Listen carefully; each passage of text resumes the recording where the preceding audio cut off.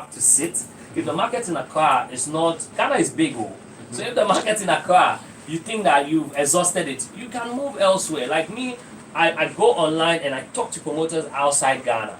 You understand? And my management team helps to do that. So like we'll probably move it to like we played last 2 years, for instance, we played at Freedom Park over 4 times in Nigeria on the island. You know, so and that was your own organizational promotion? No, it was like partnership event with Nigerian promoters. Yeah, with Nigerian promoters. So okay. these are some of little, like you can look at events like industry night they do in Nigeria every Wednesday. I don't know if they're still holding it, but Matthew is there. He's on the internet. You know, you hook up with him. This is a night where almost everybody that matters in Nigeria is there.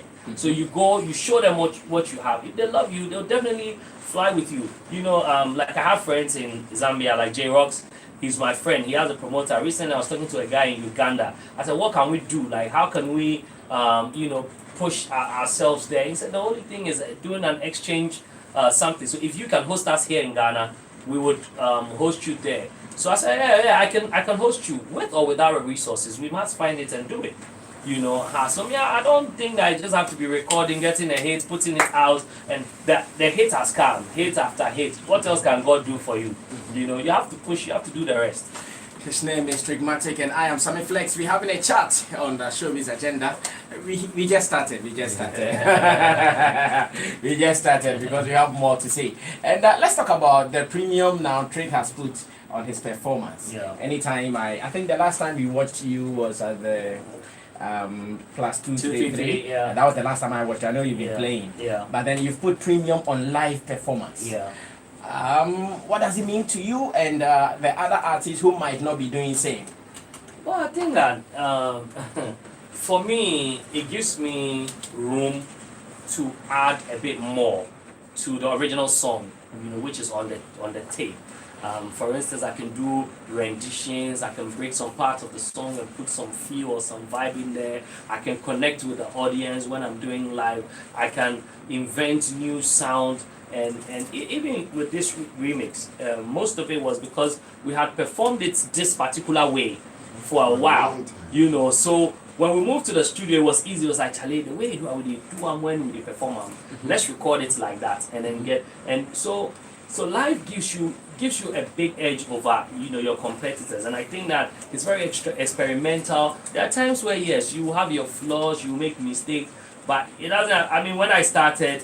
And once again, I got a lot of bashing for it. People didn't see the direction. Why are you trying to do live? You know, they say in Ghana, if you do live events, it doesn't sound like the one on the CD, so it's risky. You know, but I wanted to do it. And anytime I was doing it, I realized that I was enjoying it more. You know, so start it and do it and push it and push it and push it. And I feel like whenever I'm performing live, the expression is more. I'm able to talk to the people more. It gets intimate. Sometimes there was a performance I did last year. I had people singing the song, like taking the microphone from me and doing the song because the band was playing for them. So whenever they want to break it, and it was fun. It was very, very exciting. And you know, I think that the live experiences. If I knew that, you know, it was like this, I would have probably started longer than this. Way to go. Now, somewhere last year, there were some 1 or 2 reports that you were changing name or something. How did it end? I've seen your shirt and you still have the brand Trigmatic. Yeah. You know, so, well, it was my intention, but I signed on like a new management not too long ago. Well, yeah, we've been working underground for a while, but you know, we started full force not too long ago, and one of the things that we agreed on was to hold on to you know, the original name for a while, and you know, work around it and push it as a brand to the new market we're targeting and see how that flies. So yeah. So no changes again? No, it's still Trigmatic. Okay, now let's come to the new life of some of our celebrities, including you. Yeah. Sometimes we feel, okay, now Trig is a Christian. Yeah. He's now found God, so he's no more the Trig we used to know. How are you guys telling us about this new life? Because we get confused sometimes. Let me be honest. Well, I don't think I confuse my audience because I've always been a Christian. I must say, maybe I wasn't too vocal about it, but maybe I am now. It doesn't change anything. The only thing is that you are guided. You're sort of guided by a certain inspiration. I believe that there are also Muslim artists who are deep rooted in their Islam practice. I believe there are traditionalists who are deep rooted in their faith. So in as much as as they exist, I do exist as well. So I don't think that we confuse. Because the other day, Jin Kwaku was saying that now you are an evangelist. Every Christian is an evangelist. So Trigmatic is an evangelist. Every Christian is an evangelist, including Trig. Every Christian is an evangelist. Because the reason is one of the core mandates is to spread the good news. You understand? So it's not as if I have the title but I am mandated to do that. If I meet someone and we're having a discussion, I can chip in a word or two. Doesn't make me like a priest or anything of that sort. But it's in my way to be able to spread and spread. I've had so many invitations as well. But as a matter of fact, even last year. So sometimes you even preach in churches. You get invitation to preach. No, not to preach. I'm not a preacher. But I mobilize the youth in my church. If I have to. Like I was saying, last year I was invited by a friend to all the way to Nigeria for like a meeting, and then they're a bunch of Muslims, and we had a really good time, and we had a talk and everything, and it was all in the way to try and say, Charlie Trick, if you join me, no go bad, so people are doing all sorts of things. So do you perform in the church? In my church. Do you sing? Yeah, sometimes. Yeah. Sometimes you sing. Yeah. What are the songs you sing? Nobody knows tomorrow.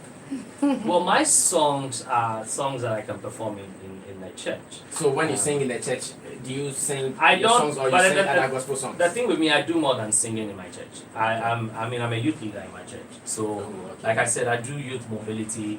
We go beyond even just evangelizing. Sometimes mobilize them. Let's do cleanups. We talk to them about career. We talk to them about, because so many other people are there as well. You see, one thing that I don't want us to also do is to sort of single out when it comes to the art, because every other job is secular. Being a doctor, architect, whatever thing it is. So we tend not to ask those people these same questions. You understand? So it doesn't change. This is my profession. So what it means is that tonight you can perform at the Onyx nightclub. Sunday you also performing in the church. But I'm picky with my shows. You are picky. I'm picky with my shows. What do you choose and what do you ignore? Well, it depends. Well, most importantly, money is number one. The money is very, very important. Exactly. Number two, most of the events don't give me what I want. Like, for instance, I say, okay, I want to play with a band.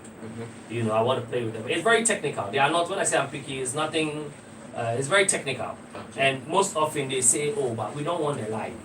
And I say that I want a live.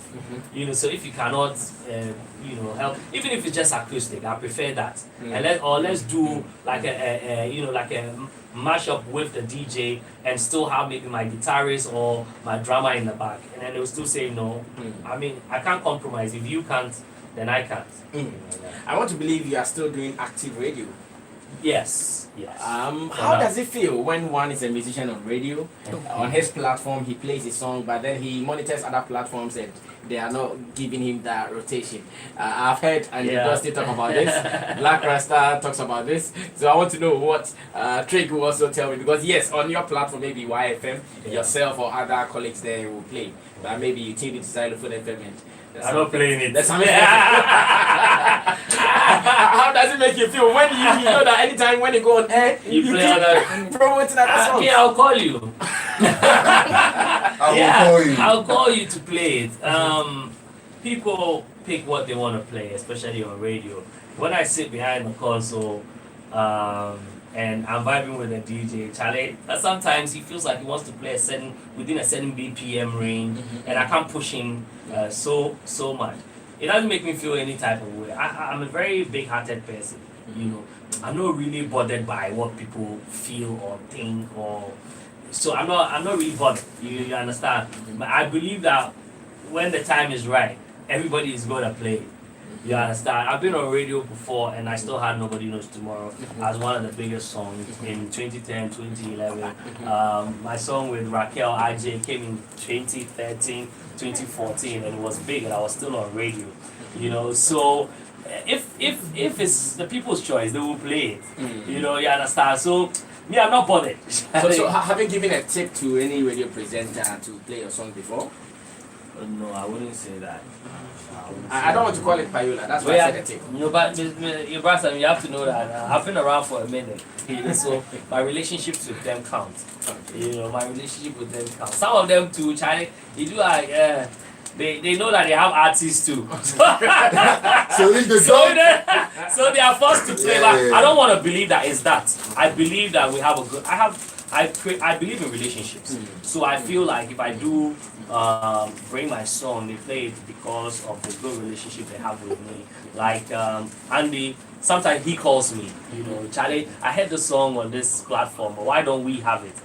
Some other people like Dr. Pounds and Co, they call me themselves. I really love Massive here. I mean, he calls me, Charlie, what's the new song? You know, what are you promoting? And sometimes I call them as well. You know, so need a tip there. But do you also take from musicians because you're radio? No, Do you receive appreciation? We have a policy in our place. The people don't come to us directly. All the old